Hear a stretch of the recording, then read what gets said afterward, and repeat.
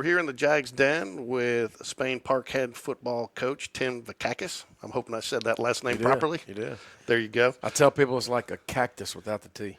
Commonly known as Coach V. I think that's what most people like to go with. And he's about to start his second full spring practice. But talk a little bit, though, Coach, in making the transition. You know, you make a transition last spring. You get a little bit of spring practice. You get summer, but you don't get to see everything. But not only are you evaluating players, you get new coaches, too, a lot of new coaches with you. So you're having to transition a lot of things. How does that whole transition work? Yeah, I mean, anytime you go to a new spot, there's always a transition time, and transition period in terms, like you said, on the field, off the field, in the weight room, the culture in the classrooms, the coaches, and it's a lot of moving parts. But one thing about this place, there's a lot of good people. There's a lot of good parents, there's a lot of good coaches, and so in that sense, it hadn't been that bad. I think the biggest thing that we're trying to kind of take that next step is getting our kids to where they feel like they're going to win. Like, it don't matter who we play. Like, it doesn't matter. We got a chance to win the game, and that takes time.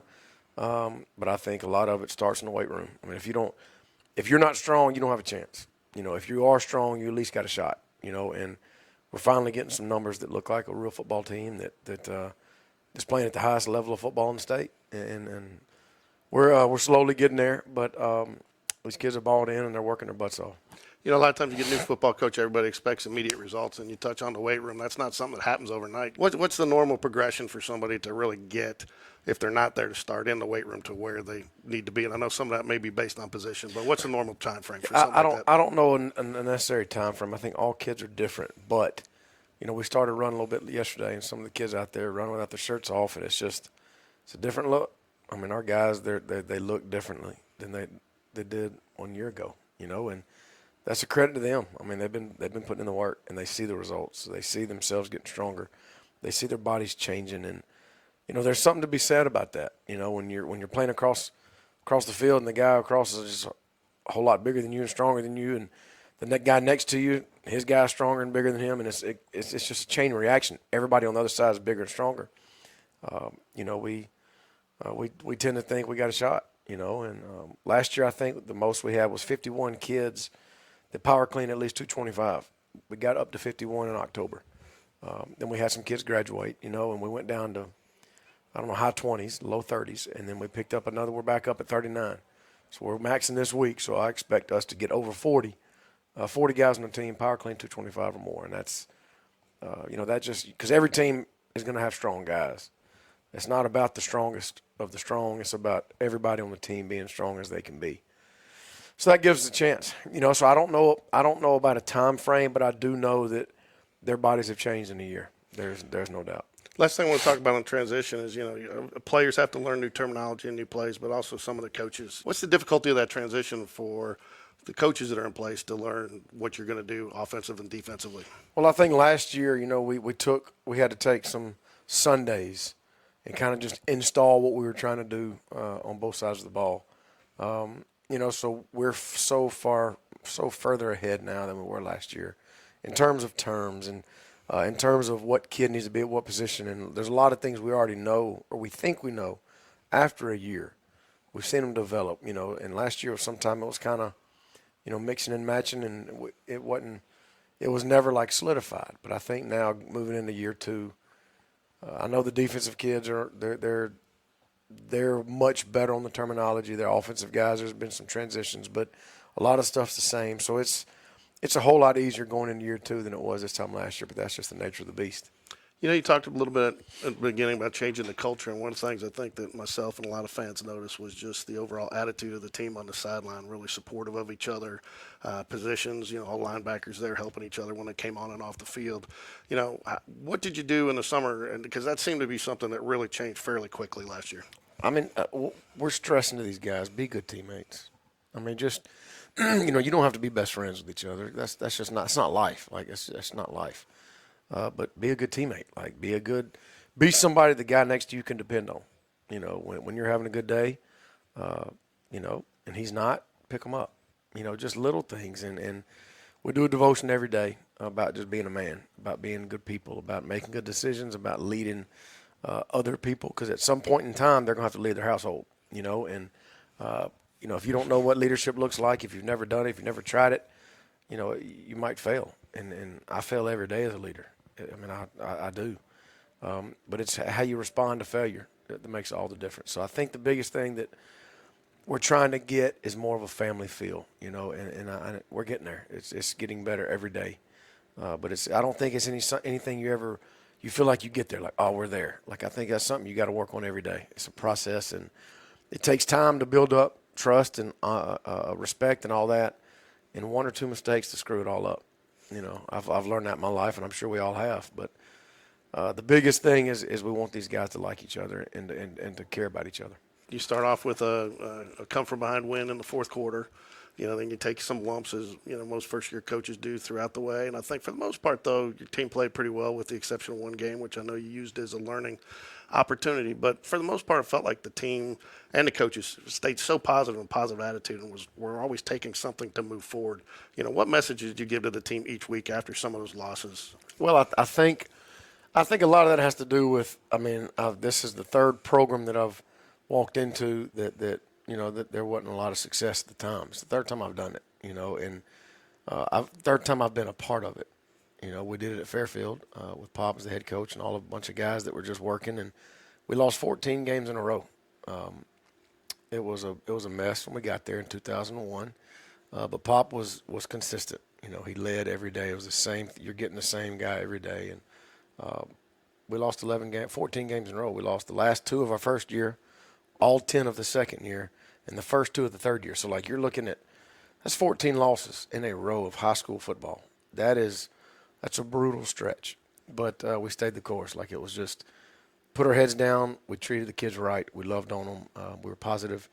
And, finally they made that fourth year, made the playoffs, and then went, 11-2, 10-2. We won a bunch of games after that. You went to the playoffs 9 years in a row. Same thing at JO. It was rough when we got there. We lost 11 games in a row.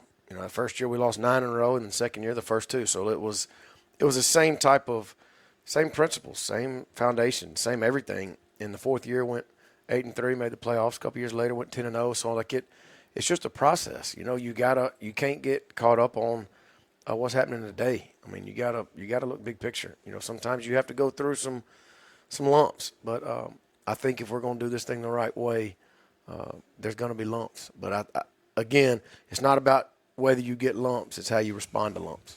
You mentioned J.O., you go in, you rebuild that, and you have some success there. I know a lot of people ask why. Why make the move across town to Spain Park when you've got that thing running?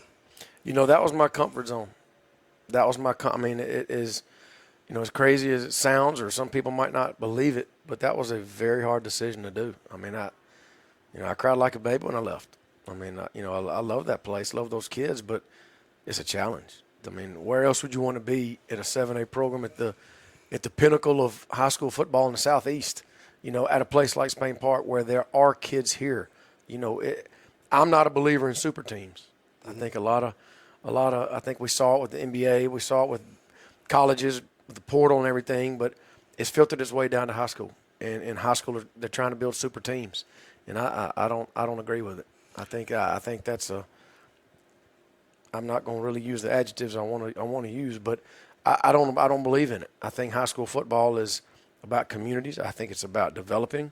I think we could be really good coaches if we go out there and 6 All-State, All-American, 4 stars move to Spain Park. Yeah, we'd probably be pretty good, but I don't believe in it. I think we can. If we just keep what we have, we maintain what we have, we love what we have, we develop what we have, we treat kids right on a day-to-day basis. That there's never any guesswork about what they're going to get when they come in. It's the same thing every day. They get treated the same way, whether they're a 5-star or a kid who might not ever play. It doesn't matter. We're going to love on them. And in 20 years, they're going to look back and they're not going to remember plays. They're going to remember how they were treated. And in the meantime, we want to build a winner and be very competitive every night. The only question I'll get into on the politics of the game, because you kind of mentioned it, is, and we've been very critical of it at GameDay Sports Radio, is the transfer rules. And you see a lot of kids and coaches, you even hear stories about coaches. And now there's even rumors that NIL may come to some high school states. So is NIL and the transfer situation something that AHSA needs to look at seriously and address? Well, they have the rules, and they have their I guess their method of doing it. I don't know, but I'm not going to get into the crackdown of it. That's not. There's a lot of people in the state a lot smarter than me that are a lot more important than me. But what I can say is if it happens here, whoever's doing it's going to have problems. When an opposing coach or a coach out there tells one of our 8th grade parents, just leave this between me and you, trying to get them to come to their school, just don't tell Coach V, because we both know what he would do. When they tell a parent that, it's a red flag. Oh, yeah. That's a red flag. Mm-hmm. But at the same time, I'm glad he said it, because he's right. And if I ever find out who it is, they're done. Mm-hmm. That's just, it is what it is. Because if you catch me doing it, end me. Only fair. So heading into spring practice, what are 3 things? I know there's a lot more, but 3 things that you're really looking for out of your team as they start Friday, Monday. What are the 3 big things you're looking to see? I think energy. I think these kids. We've had a problem with starting fast. Like sometimes we're a heavyweight. They don't realize they're a heavyweight, but it takes a while for us to realize we're a heavyweight. Instead of just coming out of the gate, putting pressure on the other team. No matter for offense, defense, whatever it is. I think we're going to see a lot of energy. A lot of good, positive energy, like we talked about, being good teammates. Learning how to push the guy to your left or right without getting personal with him. Let's just push him. Let's do it together. Get him to want to follow you instead of putting him in a trash can trying to get him to follow. There's a different way of leadership that you need to get him to want to follow. So I think energy. I think I'm excited to see the battles in the offensive and defensive lines. I think we've got some big kids. We've got some big, strong kids that we're looking to step up on both sides. Some guys that hadn't really had a chance to play a lot that, they're going to get their opportunity. So it's going to be fun to watch that battle. And then I believe our receivers have a chance to be a strength of the team. We hope. We've got some, playmakers out there that maybe they can catch a 6-yard pass and turn it into 30, So, we'll see. But those 3 areas, I believe, I'm looking forward to it. Last year Evan Smallwood worked his tail off, senior and, great leader. But then you had a wide gap there between, your next level of quarterback. I believe they're both freshmen. So there wasn't really probably the true quarterback competition and maybe some of the competitions that you wanted, some of the skill positions. Do you see that coming into play this year in spring practice, more position competitions for where they're going to be in the depth chart? There's no doubt. The receiver room is a talented room. They're going to have to fight their butts off to earn a spot and to keep it, but it's good. Competition makes us better. Quarterback, like you mentioned, we didn't have an 11th grade quarterback last year. So we had Evan, who was a senior, his brother Eli was a 10th grader, and then Brock Bradley is a freshman. So there was no junior quarterback. So now we've got Eli's going to be a junior, Brock's going to be a sophomore, and they're battling it out. Eli's a smooth, heady character, heady guy. He's a leader. He's going to do things right. And then you got Brock, who's just ultra talented, and it's not hard to see the talent that he has. So that's going to be a competition. We're going to make those guys battle it out every day, and who's going to lead, who's going to do the right things, who's going to get the guys to follow, who's going to make the right throws, who's going to disperse the ball, protect the ball. A lot of things goes into being a quarterback, but D-line, there's going to be a lot of competition. O-line, there's going to be a lot of competition. So it's going to be fun to see the guys respond because they've worked their butts off. And when you put your heart and soul and you put a lot of hours in the brunt work these kids are doing on a day-to-day basis, 4 days a week in that weight room, you're going to want to get a chance to get out there and play, whether it be at a left guard or on the kickoff team. Like you're going to want to get out there and do it. So, I think we're going to have a bunch of hungry guys trying to earn their spot. Maybe too early to tell, but I know you had some guys do some extra work on their own outside of the program, participate in 7-on-7 this year.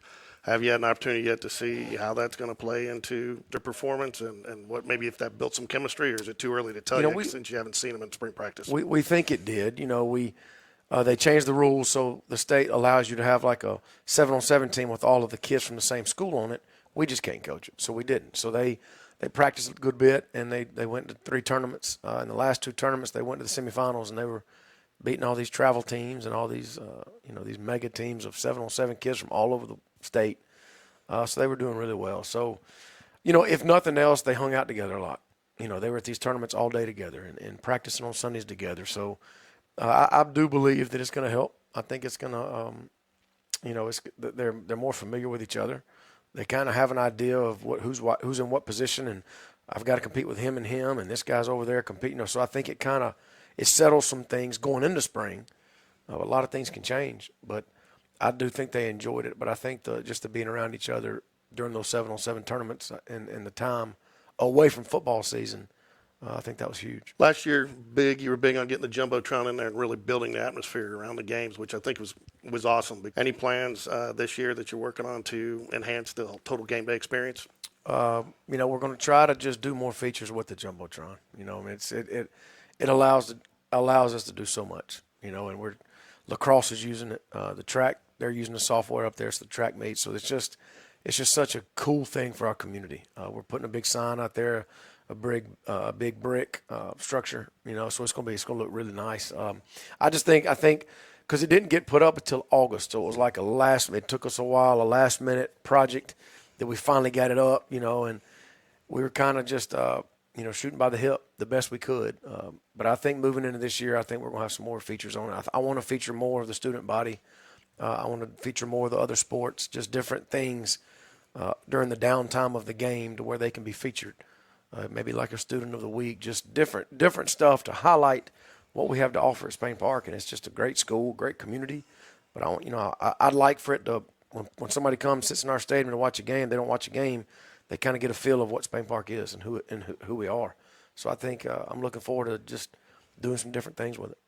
This year, you will conclude spring practice with a game here. Correct. Against May 19th, Prattville. They're coming back to us because we went to them last year, so they'll be here on Friday, May 19th. And then you go into your normal summer workouts and conditioning program, and then you'll be hitting it in August and ready to go in year two. And just about all football, though, you see the biggest jump from week 1 to week 2. I mean, I guess it's the same from year 1 to year 2 for the most part.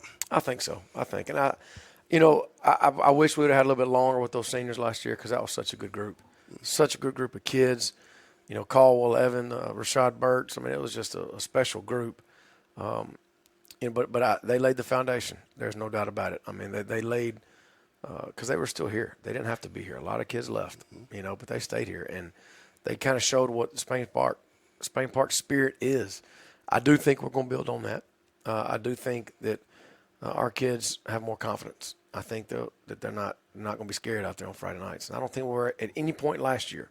We just couldn't make the plays. And I wish I could have done something different and pushed some different buttons at some times. But I do think the kids sometimes the best teams have athletes and players that overcome bad coaching mistakes, a bad call, a bad something, a bad decision by a coach thinking we're making the right decisions or right calls and pushing the right buttons, and the kid overcomes it. And hopefully we'll have some of that. But we're going to try to do our best to put our kids in the best position. But, I mean, I think our kids are ready to go. I think there's a lot of excitement. They're fired up. They've put a lot into it.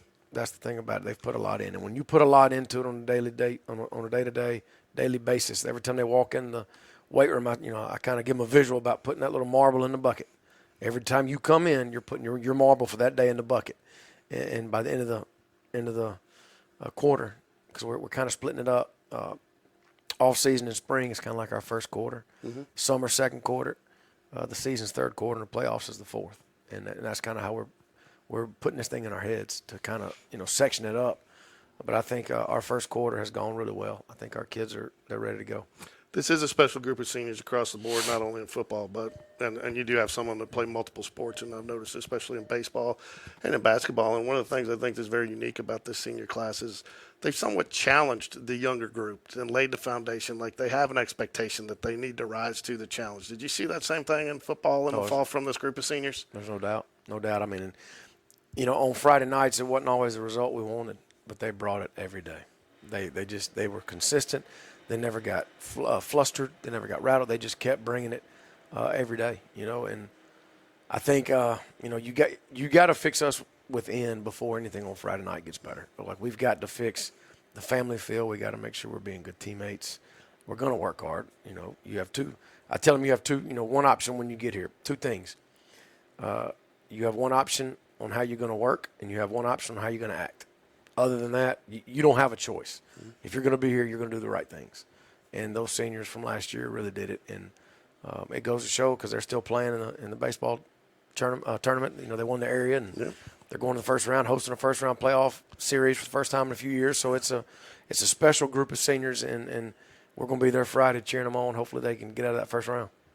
Anything else you want to add? Again, we've got a great community, great kids. Our Spain Park youth our youth programs are growing. We're trying to get as many kids involved at the youth level as possible. I'm on the board of the youth league with Sean Jordan and all those guys, Carter, and they're a bunch of great guys. And I'm on the board with them, helping them make decisions and helping kind of be doing this thing together. Like, it starts from a young age. It doesn't just start when you're ninth grade. Like, we're going to do this thing the right way.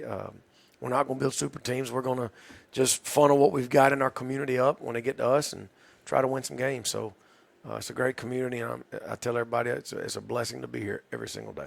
Well, you did some great things for these kids last year, and I know they're all getting better at everything that they're doing, and we look forward to spring practice and talking to you a little bit more as that goes on, and definitely some football this fall. So go Jags. Thank you.